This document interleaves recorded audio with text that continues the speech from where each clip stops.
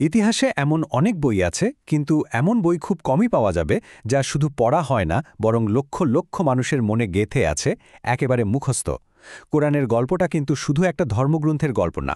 এটা হলো কিভাবে ঐশী বাণী একটা বইয়ের রূপ নিল, তার এক অবিশ্বাস্য জার্নি। চলুন আজ আমরা সেই গল্পের গভীরে যাই, দেখি কিভাবে এর শুরু হলো আর কিভাবে তার সময়ের পরীক্ষায় টিকে রইল। জাস্ট একবার ভাবুন তো, এটা পৃথিবীর সবচেয়ে বেশি মুখস্থ করা একটা বই। মানে প্রিন্টিং প্রেস আবিষ্কারেরও শত শত বছর আগে একটা গোটা বই প্রজন্মের পর প্রজন্ম ধরে মানুষের স্মৃতিতে বেঁচেছিল।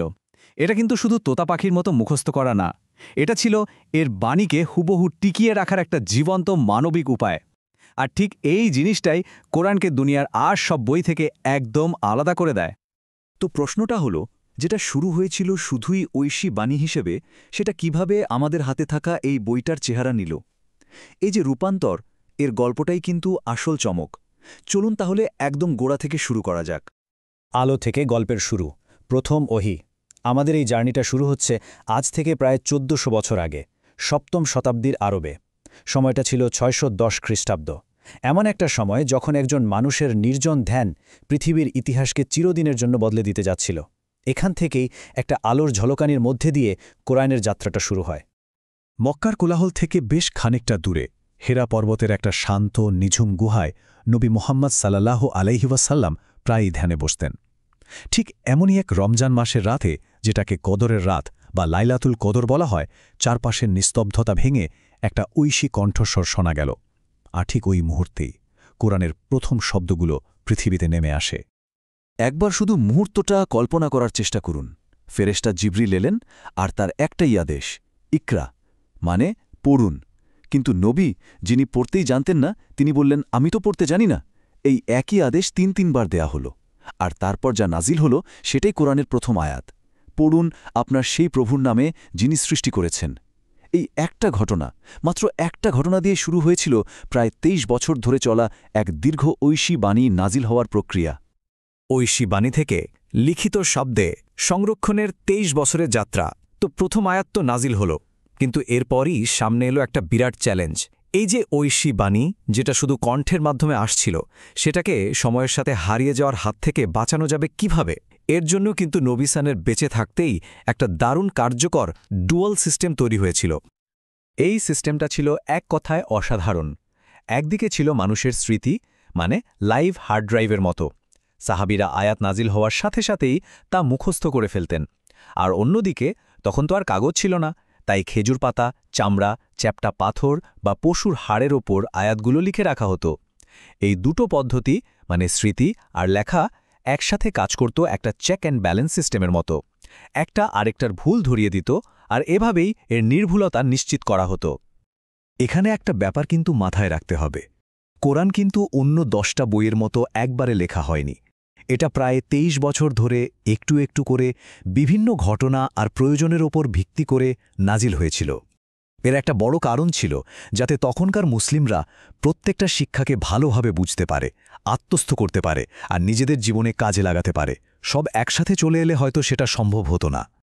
ঐতিহাসিক সংকলন, বহু কণ্ঠ থেকে এক গ্রন্থে রূপান্তর। আচ্ছা, নবী সাল্লাল্লাহু আলাইহি ওয়াসাল্লামের মৃত্যুর পর মুসলিম বিশ্ব একটা নতুন আর বেশ জটিল একটা সময়ের মধ্যে পড়ল। এতদিন যে ঐশী বাণী তার কণ্ঠে জীবন্ত ছিল, সেটা এখন অনেকের স্মৃতিতে আর এখানে ওখানে লেখা টুকরো টুকরো কাগজে, মানে খেজুর পাতায়, পাথুরে ছড়িয়ে ছিটিয়ে আছে। তো সবচেয়ে বড় চ্যালেঞ্জটা ছিল এই সবগুলোকে এক জায়গায় এনে একটা বই বানানো।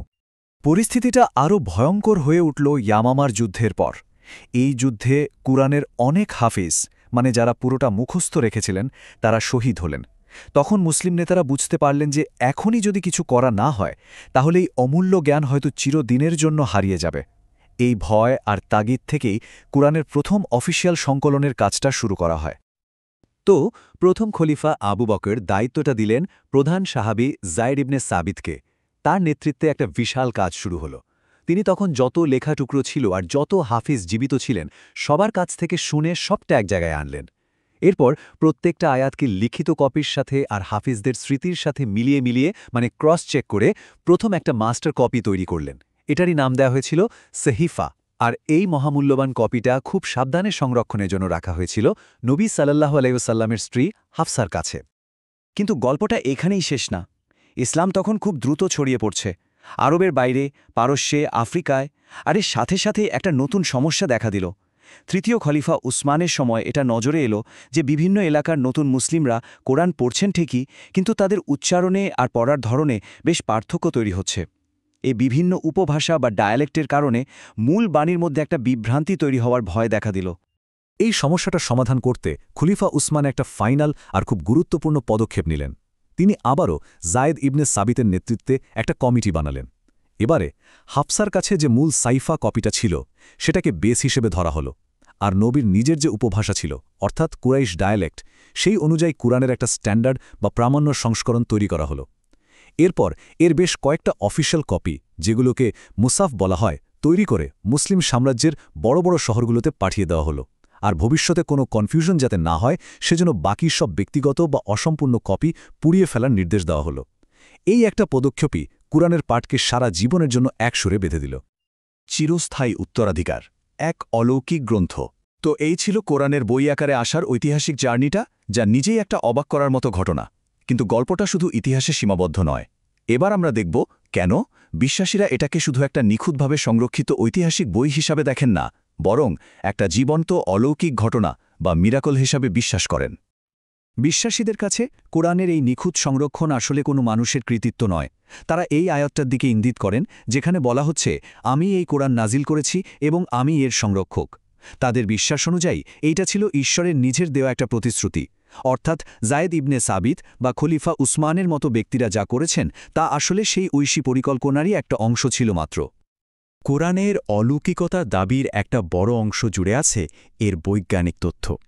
বিশ্বাসীরা প্রায় বলেন, যেমন ধরুন মহাবিশ্বের উৎপত্তি মানে বিগ ব্যাংয়ের ধারণা, অথবা মায়ের গর্ভে একটা শিশুর বেড়ে ওঠার বিভিন্ন পর্যায়। এই সব বিষয়ে কোরআনে যা প্রায় ১৪০০ বছর আগে বলা হয়েছে, আধুনিক বিজ্ঞান সেগুলো আবিষ্কার করছে এই সেদিন। তাদের যুক্তি হল, এটা প্রমাণ করে যে এই বইয়ের উৎস কোনো সাধারণ মানুষের জ্ঞান হতে পারে না, এটা তার ঊর্ধ্বে। শুধু বিজ্ঞানী না, এর গাণিতিক বা নিউমেরিক্যাল প্যাটার্নকেও একটা অলৌকিক ব্যাপার হিসেবে দেখা হয়। একটা উদাহরণ দেই, আল্লাহ শব্দটা পুরো কুরআনে ঠিক 2806 বার এসেছে। বিশ্বাসীদের দাবি, এরকম অসংখ্য জটিল গাণিতিক আর কাঠামোগত মিল পুরো বইটা জুড়েই আছে, যা ইচ্ছাকৃতভাবে কোনো মানুষের পক্ষে তৈরি করা প্রায় অসম্ভব। আর সব শেষে আসে এর ভাষার কথা, মানে এর সাহিত্যিক মান। সেই সময়ে আরবে কিন্তু কবিতার ছিল জয় জয়কার। ঠিক সেই সময়ে কোরআন এমন এক নতুন স্টাইল নিয়ে এলো, যা ঠিক কবিতাও না, আবার পুরোপুরি গদ্যও না। এর ভাষার সৌন্দর্য, ছন্দ আর গভীরতা এতটাই অন্যরকম ছিল যে সেই সময়ের বড় বড় কবিরাও এর মতো একটা আয়াত লেখার চ্যালেঞ্জ নিয়ে সফল হতে পারেননি। তাহলে শেষ পর্যন্ত প্রশ্নটা কি দাঁড়ায়? কুরআন কি আসলেই একটা ঐশীভাবে সুরক্ষিত অলৌকিক ঘটনা, নাকি মানব ইতিহাসের সবচেয়ে নিখুঁতভাবে সংরক্ষিত একটা ঐতিহাসিক দলিল? হয়তো এর উত্তরটা এই দুটোর মাঝামাঝি কোনো এক জায়গায় লুকিয়ে আছে। এর আসল তাৎপর্য কি, সেই ভাবনার দায়িত্বটা না হয় দর্শকের উপরেই ছেড়ে দেওয়া যাক।